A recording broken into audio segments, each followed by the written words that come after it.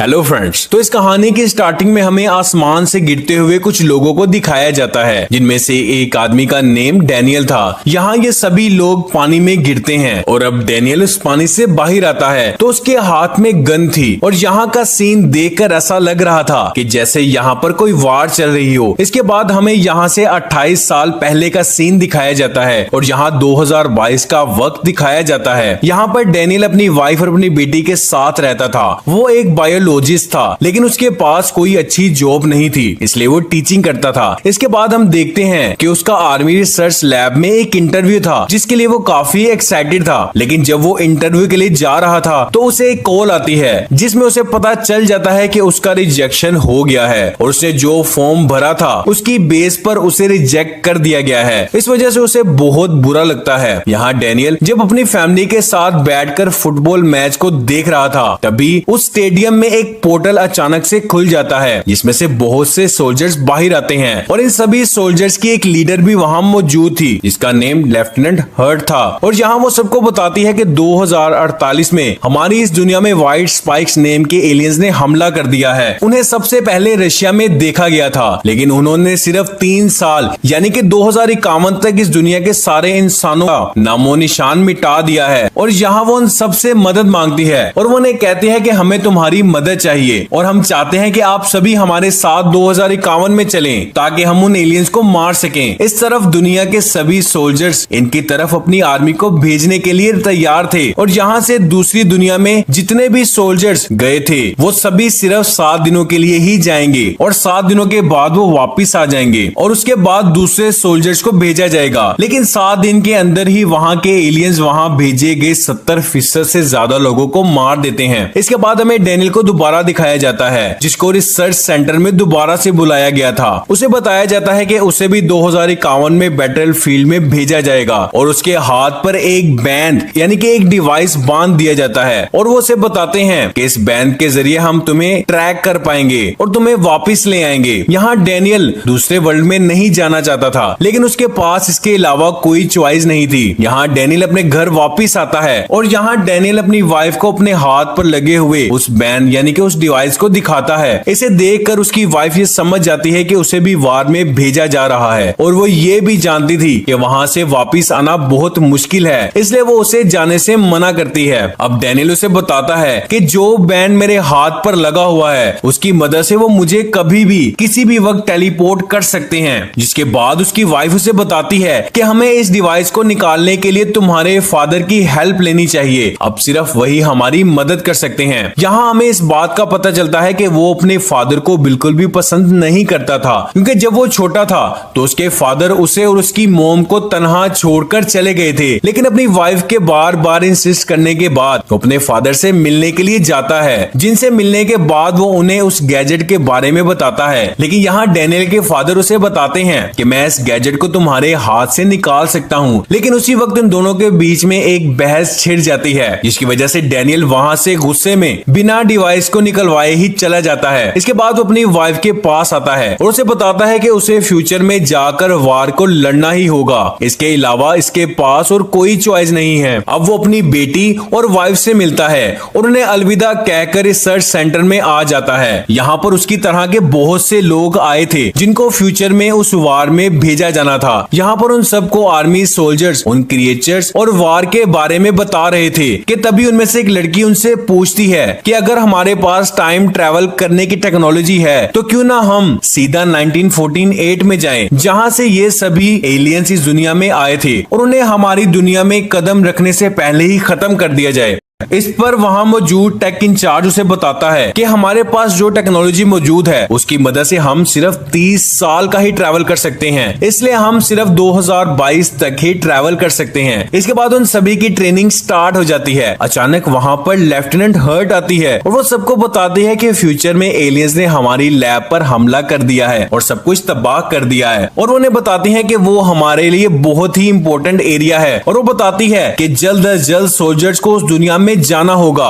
इसके बाद उन सभी को 2021 में भेजने की तैयारी की जाती है और जब ये सभी 2021 की तरफ ट्रैवल करते हैं तभी अचानक उनका टाइम ट्रैवल का पोर्टल खराब हो जाता है, जिसकी वजह से वो सभी आसमान से सीधा जमीन पर गिरना शुरू हो जाते हैं। यहाँ से हमें वही सीन दिखाया जाता है जहाँ से इस मूवी की स्टार्टिंग हुई थी। इस दुनिया में आने के बाद डेनियल को 2021 से आई हुई टीम का लीडर बना दिया जाता है और उसे उसी लैब में जाने का मिशन दिया जाता है जहाँ पर एलियंस ने हमला कर दिया था, क्योंकि वहाँ उनके बहुत से साथी फंसे हुए थे और उन्हें वहाँ से अपने साथियों को बचाकर लाने का मिशन दिया जाता है। लेकिन जब डेनियल वहाँ उस लैब में जाता है तो वो ये देखकर बहुत हैरान था कि उस लैब में मौजूद सब लोग मारे जा चुके थे और ये बात कर्नल को बताता है, जिस पर कर्नल उसे बताती है कि वहाँ पर बहुत ही इंपॉर्टेंट हार्ड ड्राइव मौजूद है और वो उसे कहते हैं कि उसे उस हार्ड ड्राइव को किसी भी हाल में वहाँ से वापस लाना होगा। इसके बाद डेनियल उस हार्ड ड्राइव को वापस लाने में कामयाब हो जाता है, लेकिन तभी बहुत से एलियंस उन पर हमला कर देते हैं। इस लैब में बहुत से एलियंस मौजूद थे, इसलिए उस लैब को डिस्ट्रॉय करने का ऑर्डर दिया जाता है। इसकी इंफॉर्मेशन मिलते ही डेनियल और उसके साथी वहाँ से निकल जाते हैं और उनके निकलते ही उस लैब को बॉम्ब से डिस्ट्रॉय कर दिया जाता है और इसके ब्लास्ट में बहुत से एलियंस भी मारे जाते हैं। लेकिन यहाँ डेनियल के भी बहुत से साथी मारे जाते हैं और इस वजह से डेनियल भी बेहोश हो जाता है। अब जब डेनियल की आंख खुलती है तो वो खुद को एक मेडिकल कैंप में पाता है और यहाँ उसे इस बात का पता चलता है कि उस हमले से उसके सिर्फ 3 साथी ही बच पाए हैं और बाकी के सभी साथी मारे जा चुके हैं। इसके बाद उन्हें इस बात का भी पता चलता है कि उनके बचे हुए साथियों में से एक साथी यहाँ पर तीसरी बार आ रहा है और डेनियल उससे पूछता है कि तुम यहाँ तीसरी बार आ रहे हो, क्या तुम्हें मौत से डर नहीं लगता? जिस पर वो उन्हें बताता है कि मुझे कैंसर है और वो बताता है कि हॉस्पिटल में जान से मरने से अच्छा है कि मैं यहाँ आकर शहीद हो जाऊं। तभी वहाँ कर्नल आती है और डेनियल उसे गौर से देखता है और वो उसे कहता है कि मैंने तुम्हें कहीं देखा है, तुम मुझे जानी पहचानी लग रही हो। जिस पर कर्नल उसे बताती है कि जी हाँ, मैं आपकी बेटी हूँ, यहाँ फ्यूचर में होने की वजह से मैं अब बड़ी हो गई हूँ। और इसके बाद डेनियल उसे देखकर बहुत खुश हो जाता है और वो कर्नल को गले लगाना चाहता था, लेकिन उसकी बेटी ऐसा करने से मना कर देती है। यहाँ वो उसे कहती है कि यहाँ पर नहीं, यहाँ पर मैं सिर्फ एक कर्नल हूँ। यहाँ कर्नल डेनियल को बताती है कि हमें किसी भी हालत में फीमेल व्हाइट स्पाइक्स को पकड़कर अपने साथ यहाँ पर लाना होगा, जो कि बच्चों को पैदा करती है, और हमें इनके सर्वाइवल के बारे में पता चलवाना होगा कि वो किस चीज पर जीते हैं। इसके बाद वो सभी वहाँ से उस फीमेल स्पाइक को पकड़ने के लिए निकल जाते हैं और इसी जगह पर पहुंच जाते हैं जहाँ पर वो फीमेल व्हाइट स्पाइक मौजूद है। यहाँ कर्नल डेनियल से कहती है कि तुम यहाँ इसी हेलीकॉप्टर पर रहना और मैं अपनी टीम के साथ नीचे जा रही हूँ। इसके बाद वो उस हेलीकॉप्टर से अपनी टीम के साथ वहीं नीचे आ जाती है और उसी केव में चली जाती है जहाँ पर वो फीमेल एलियन थी। यहाँ वो फीमेल उन सब पर भारी पड़ रही थी, लेकिन कर्नल उसे किसी तरह से एक केज में बंद कर लेती है। लेकिन इसी के साथ सभी एलियंस को इस बारे में पता चल जाता है कि उनकी क्वीन पर किसी ने हमला कर दिया है, इसलिए वो सब के सब उनकी तरफ भागते हैं। डेनियल भी ऊपर से एलियंस को उनकी तरफ आता हुआ देख रहा था, इसलिए वो नीचे अपनी बेटी की मदद करने के लिए चला जाता है और अपनी बेटी की मदद करता है और इसी के साथ वो उस एलियन को वहां से ले जाने में कामयाब हो जाते हैं। लेकिन उनके पास मौजूद सभी हेलीकॉप्टर्स पर एलियन हमला कर देते हैं और उन्हें तबाह कर देते हैं। कर्नल आर्मी की एक कार में बैठ जाती है और एलियंस को शूट करना स्टार्ट कर देती है और इसी के साथ वो वहां से भागने में कामयाब हो जाते हैं और एक ऐसे बीच पर चले जाते हैं जहां पर बिल्कुल भी एलियंस नहीं थे। और यहाँ कर्नल डेनियल से कहती है कि मैंने आपको हेलीकॉप्टर से निकलने से मना किया था। यहाँ डेनियल उसे बताता है कि मैं तुमसे बहुत प्यार करता हूँ और मैं तुम्हें इस तरह मुसीबत में नहीं देख सकता। यहाँ डेनियल इस बात को नोटिस करता है कि कर्नल को उसकी बातों से कोई फर्क नहीं पड़ता। इस वजह से डेनियल उससे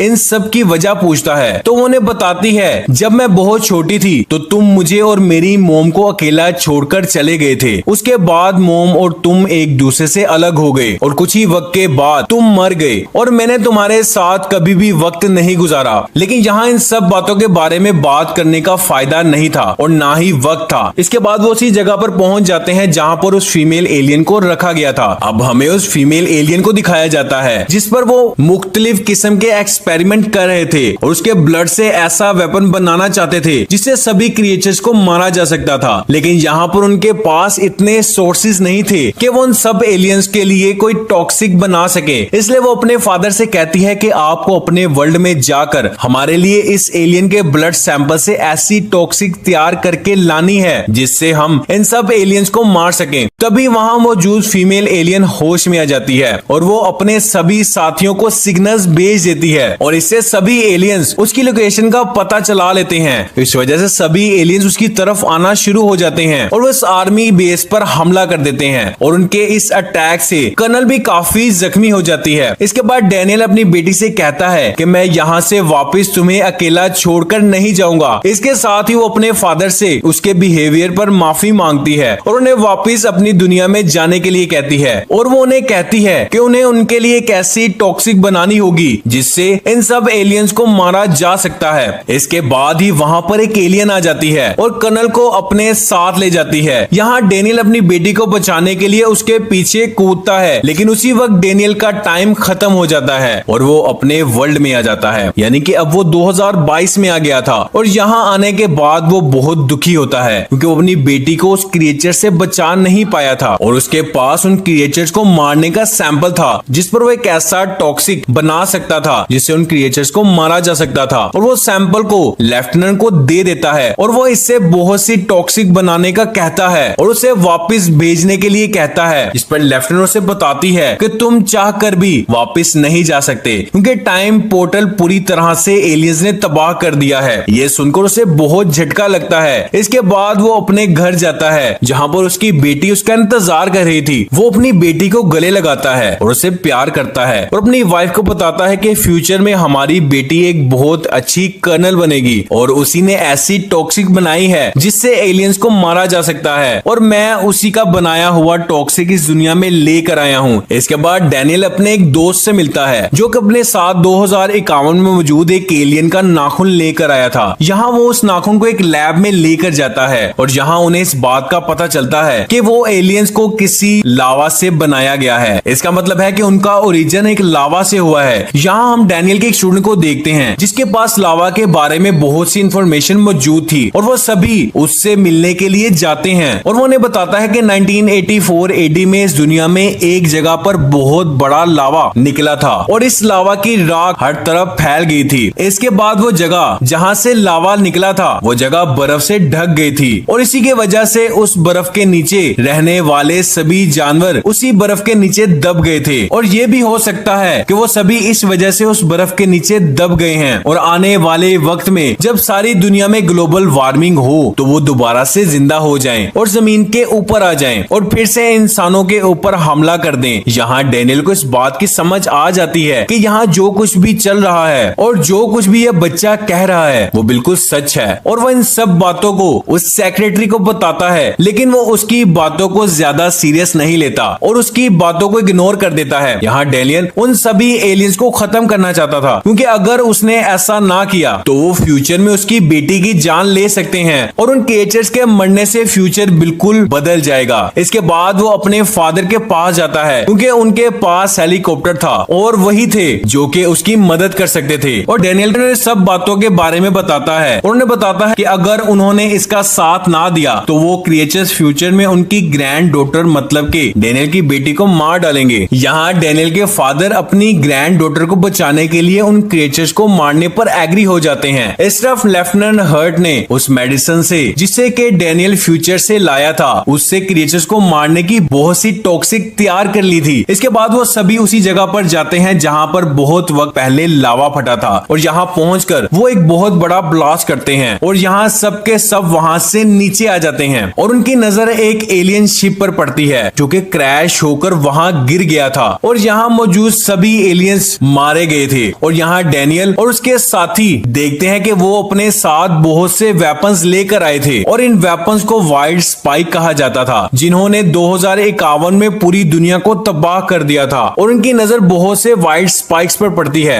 जो कि खुद को जिंदा रखने के लिए गहरी नींद में सोए हुए थे। इसके साथ ही डैनियल और उसके साथी उस टॉक्सिक को यूज करते हैं और वहाँ मौजूद बहुत से वाइल्ड स्पाइक्स को मार देते हैं, लेकिन उनकी हलचल की वजह से वहाँ मौजूद फीमेल वाइल्ड स्पाइक जाग जाती है और ये वाइल्ड स्पाइक वही है जिसने 2051 में डैनियल की बेटी को मार दिया था और यहाँ भी वो जागते ही डैनियल और उसके साथियों पर हमला कर देती है। यहाँ डैनियल का साथी उन सबको ऊपर जाने का कहता है और वो कहता है कि तुम सब ऊपर जाओ, मैं यहाँ बहुत बड़ा बॉम्ब ब्लास्ट करके सब एलियंस को मार दूंगा, क्योंकि वो ऑलरेडी कैंसर का सर्वाइवर था, इसलिए वो दूसरों की जान बचाने के लिए अपनी जान सेक्रीफाइस करने के लिए रेडी था और वो वहाँ बॉम्ब ब्लास्ट कर देता है। इसके बाद डेनियल वहाँ से बाहर आता है जहाँ पर उसके फादर उसका इंतजार कर रहे थे। यहाँ डेनियल के साथ वो क्रिएचर भी बाहर आ जाता है जिस पर डेनियल शूट करता है और उसे काफी जख्मी कर देता है, लेकिन अभी भी वो डेनियल पर भारी पड़ रही थी। डेनियल उस पर लगातार फायर करता है लेकिन वो फिर भी उसकी तरफ बढ़ रही थी, लेकिन जैसे ही वो डेनियल को मारने वाली थी, डेनियल के फादर उसे अपनी तरफ अट्रैक्ट करते हैं और जैसे ही वो डेनियल के फादर की तरफ बढ़ती है, डेनियल उस पर दोबारा से हमला कर देता है और उस पर उसी टॉक्सिक से हमला कर देता है जिसे वो फ्यूचर से अपनी बेटी से लेकर आया था। यहाँ उसको इस बात की समझ आ जाती है कि उसके फादर उससे बहुत प्यार करते हैं और यहाँ उसकी नाराजगी भी खत्म हो जाती है। इसके बाद डेनियल अपने घर आता है और अपनी बेटी और वाइफ को गले लगाता है और यहाँ वो देखता है कि डेनियल के साथ उसके फादर भी आए हैं और यहाँ वो जानता था कि वो किन किन गलतियों को फ्यूचर में रिपीट नहीं करेगा और इसमें वो हमेशा अपनी फैमिली को खुश रख पाएगा। और इसी के साथ इस मूवी का एंड हो जाता है।